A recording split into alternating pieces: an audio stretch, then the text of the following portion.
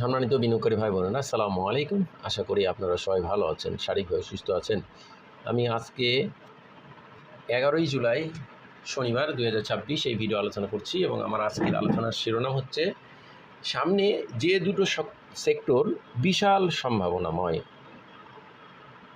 যে দুটি সেক্টরের বিনিয়োগকারীরা বিশাল সম্ভাবনাময়।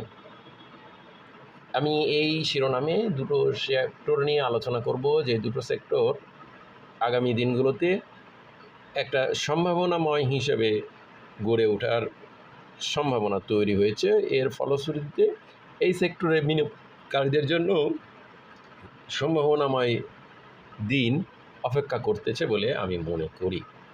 তো বন্ধুরা, আমি প্রথমে যে সেক্টরে আলোচনা করবো সেটি অলরেডি আপনারা দেখছেন, আইটি সেক্টর। এই আইটি সেক্টর আমরা সরকারিভাবে আমরা দেখি সবসময় আইটি সেক্টরের উপরে, যেহেতু এটা রাইজিং সেক্টর, বর্তমান প্রজন্ম 3G 4G 5G এসব এগিয়ে চলছে, সুতরাং এই সেক্টরের উপরে বর্তমান সরকারের দৃষ্টি রয়েছে প্রকটভাবে, এটা বলার অপেক্ষা রাখে না। এবং এই সেক্টরের প্রতি ইনিশিয়েটিভ প্রদান করছে, সেটাও বলার অপেক্ষা রাখে না। এবং এটা যে তরুণ প্রজন্মে থেকে শুরু করে সকল মানুষের জন্য গুরুত্বপূর্ণ একটা অ্যাপ্লিকেন্স, সেটা আমরা সকলেই বুঝতে পারি।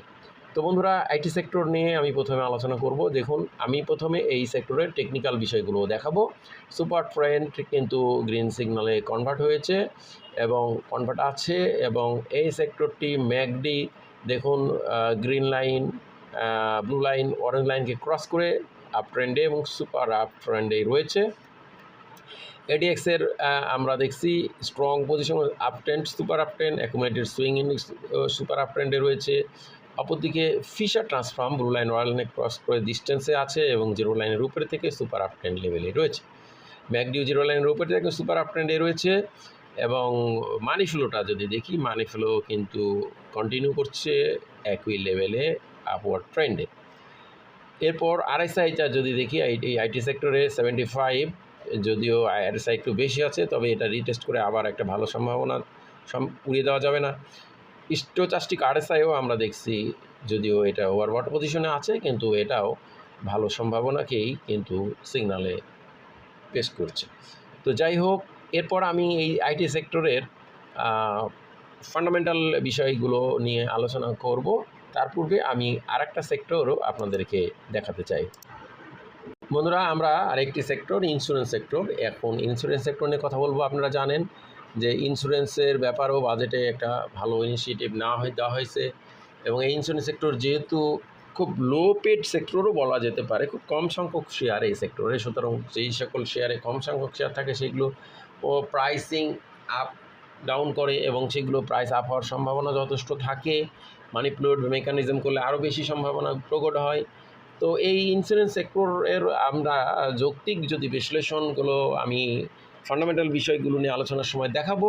প্রথমে টেকনিক্যাল বিষয়গুলো নিয়ে আপনাদেরকে আলোচনা করতে চাই। সুপার ট্রেন্ডে তারা গ্রিন সিগনালে কনভার্ট আছে। আমরা যদি দেখি এই সেক্টরের ম্যাকডিটা এখনও সুপার আপ ট্রেন্ড হয় নাই। ম্যাকডিটা আমরা দেখছি ব্লু শ্যাডো তৈরি হয়েছে, এবং এই সেক্টরের এই ইন্স্যুরেন্স সেক্টরের আমরা এখনও আপ ট্রেন্ডটা তৈরি না হলেও একেবারে আগামী দিনগুলোতে আপ ট্রেন্ডে চলে যাবে। এবং সুপার আপ ট্রেন্ড যেহেতু ইতিপূর্বে রেজিস্ট্যান্স ব্রেকআউট করছে, এবং অ্যাকুমুলেটেড সুইং ইন্ডেক্সও আপ ট্রেন্ড এবং সুপার আপ ট্রেন্ড পজিশনে আছে। ফিশার ট্রান্সফর্মও আমরা দেখছি ওই একই অবস্থানে রয়েছে, সুপার আপ ট্রেন্ড হয়নি, আপ ট্রেন্ডের পথে রয়েছে এবং কিছুটা আপ ট্রেন্ড ক্রিয়েট করেছে।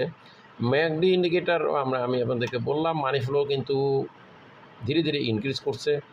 আরএসআই ইন্ডিকেটার, আর আমরা যদি ইন্স্যুরেন্সের দেখি, আরএসআই ইন্ডিকেটার 70+, সেক্ষেত্রে মোটামুটি এখনও 80-র নিচেই আছে বলা যায়, এবং স্টোচাস্টিক আরএসআই বাই সিগনালে আছে।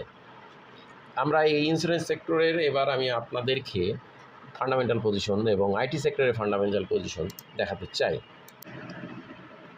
বন্ধুরা, ইন্স্যুরেন্স সেক্টর আমরা গত দিন দেখুন 53.5 ভ্যালু পয়েন্টে ক্লোজ ছিল, এবং পূর্ববর্তী ক্লোজ ভ্যালুগুলো ক্রস করে নতুন নতুন ভ্যালু তৈরি করছে, নতুন রেজিস্ট্যান্স এগিয়ে নিয়ে যাচ্ছে, রিসেন্টলি হাই ভ্যালু 53.50 যেটা ছিল সেটাকে টাচ করেছিল গতদিন, 53 টাচ করে ক্রস করছে 53.59, 53 ক্লোজ ভ্যালু দেওয়া হয়েছে এবং তার নতুন একটা ক্লোজ ভ্যালু রেজিস্ট্যান্স তৈরি হয়েছে।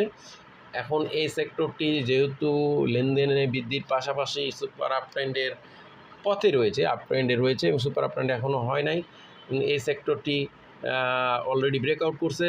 সুতরাং এই ইন্স্যুরেন্স সেক্টরে স্মার্ট মানি থেকে শুরু করে বিনিয়োগকারীদের আস্থার লেভেল প্রকট হয়েছে এবং ইনক্রিজ করছে, ভলিউম ইনক্রিজ এবং সেক্টর প্রতি বিনিয়োগকারীদের একটা আগ্রহ বৃদ্ধি পেয়েছে।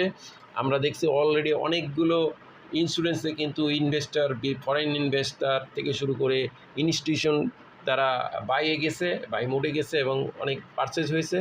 সুতরাং এই সেক্টর যেহেতু লো পেড বা কম সংখ্যক শেয়ারে, সেই এই সেক্টরে প্রভাবিত হয় বেশি। তো এই ক্ষেত্রে এই সেক্টরে বিনিয়োগ করার কিন্তু সম্ভাবনাময় দিনের অপেক্ষায় রয়েছে। এরপর আমরা পরবর্তী আইটি সেক্টর, যেটা খুবই রাইজিং সেক্টর। আইটি সেক্টর গতদিন 50.80 ভ্যালু পয়েন্ট নিয়ে 0.23 পয়েন্ট ইনক্রিজ করে এটা 50.80 ভ্যালু পয়েন্টে বিরাজ করছে।